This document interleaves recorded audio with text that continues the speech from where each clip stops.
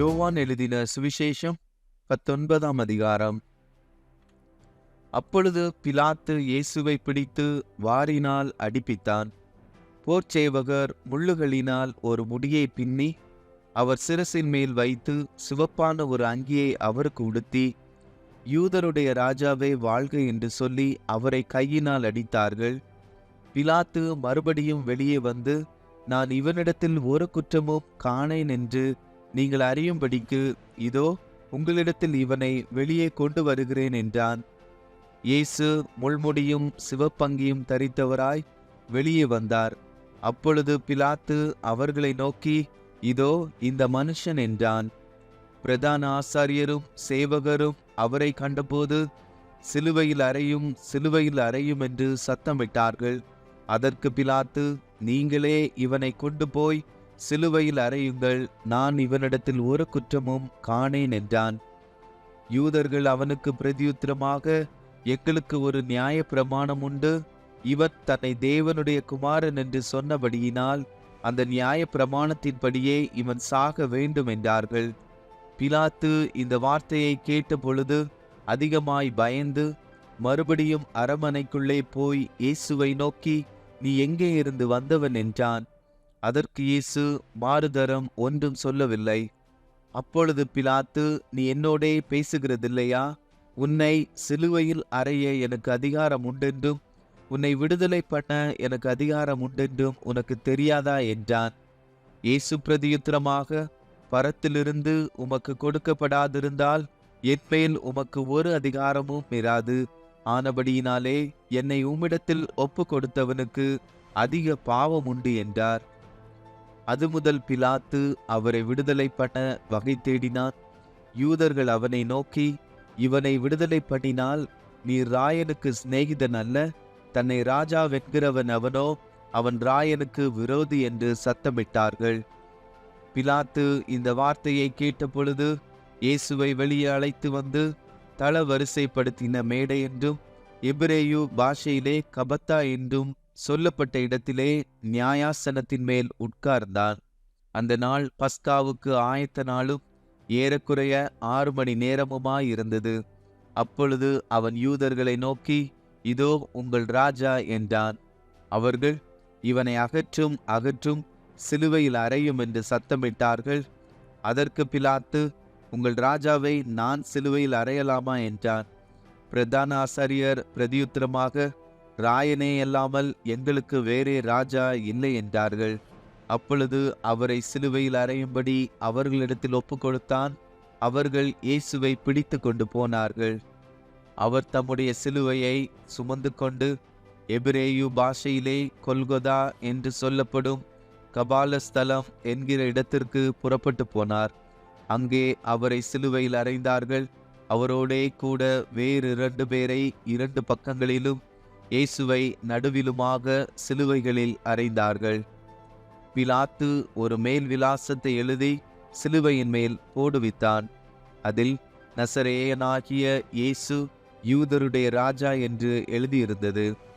இயேசு சிலுவையில் அறையப்பட்ட இடம் நகரத்திற்கு சமீபமாய் இருந்தபடியினால் யூதரில் அநேகர் அந்த மேல் விலாசத்தை வாசித்தார்கள். அது எபிரேயு, கிரேக்கு, லத்தீன் பாஷைகளில் எழுதியிருந்தது. அப்பொழுது யூதருடைய பிரதான ஆசாரியர் பிலாத்துவை நோக்கி, யூதருடைய ராஜா என்று நீர் எழுதாமல் தான் யூதருடைய ராஜா என்று அவன் சொன்னதாக எழுதும் என்றார்கள். பிலாத்து பிரதியுத்தரமாக, நான் எழுதினது எழுதினதே என்றான்.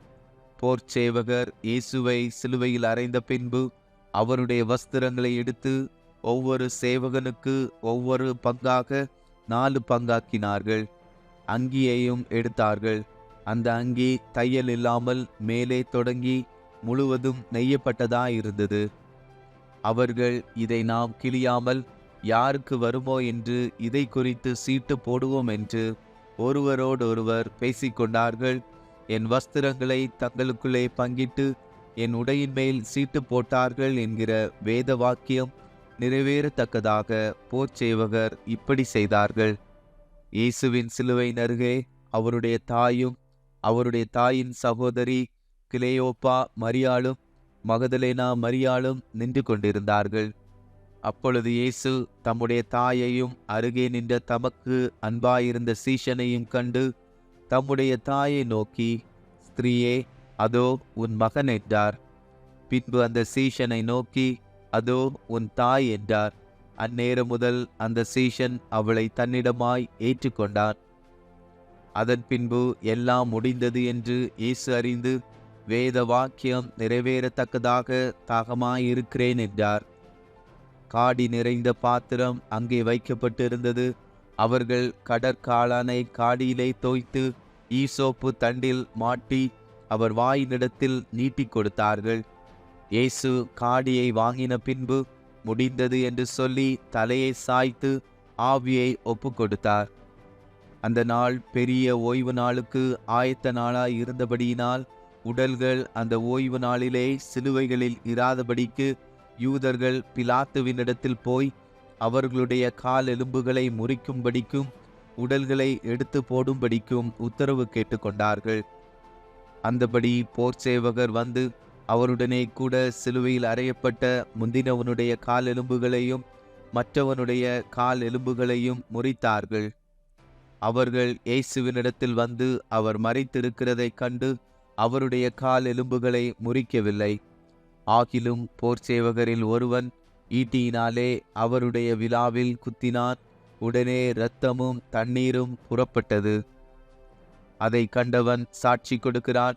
அவனுடைய சாட்சி மெய்யாயிருக்கிறது. நீங்கள் விசுவாசிக்கும்படி தான் சொல்லுகிறது மெய் என்று அவன் அறிந்திருக்கிறான். அவருடைய எலும்புகளில் ஒன்று முறிக்கப்படுவதில்லை என்கிற வேத வாக்கியம் நிறைவேறும்படி இவைகள் நடந்தது. அல்லாமலும் தாங்கள் குத்தினவரை நோக்கி பார்ப்பார்கள் என்று வேறொரு வேத வாக்கியம் சொல்லுகிறது. இவைகளுக்கு பின்பு அரிமத்தியா ஊரானும் யூதருக்கு பயந்ததினால் இயேசுவுக்கு அந்தரங்க சீஷனுமாகிய யோசேப்பு இயேசுவின் சரீரத்தை எடுத்து கொண்டு போகும்படி பிலாத்துவினிடத்தில் உத்தரவு கேட்டான். பிலாத்து உத்தரவு கொடுத்தான். ஆகையால் அவன் வந்து இயேசுவின் சரீரத்தை எடுத்து கொண்டு போனான். ஆரம்பத்திலே ஒரு ராத்திரியில் இயேசுவினிடத்தில் வந்திருந்த நிக்கோதேமு என்பவன் வெள்ளை போலமும் கரிய போலமும் கலந்து ஏறக்குறைய 100 ராத்தல் கொண்டு வந்தான். அவர்கள் இயேசுவின் சரீரத்தை எடுத்து யூதர்கள் அடக்கம் பண்ணும் முறைமையின்படியே அதை சுகந்த வர்க்கங்களுடனே சீலைகளில் சுற்றி கட்டினார்கள். அவர் சிலுவையில் அறையப்பட்ட இடத்தில் ஒரு தோட்டமும் அந்த தோட்டத்தில் ஒரு காலும் ஒருவனும் வைக்கப்பட்டிராத ஒரு புதிய கல்லறையும் இருந்தது. யூதருடைய ஆயத்த நாளானபடியினாலும் அந்த கல்லறை சமீபமாய் இருந்தபடியினாலும் அவ்விடத்திலே இயேசுவை வைத்தார்கள்.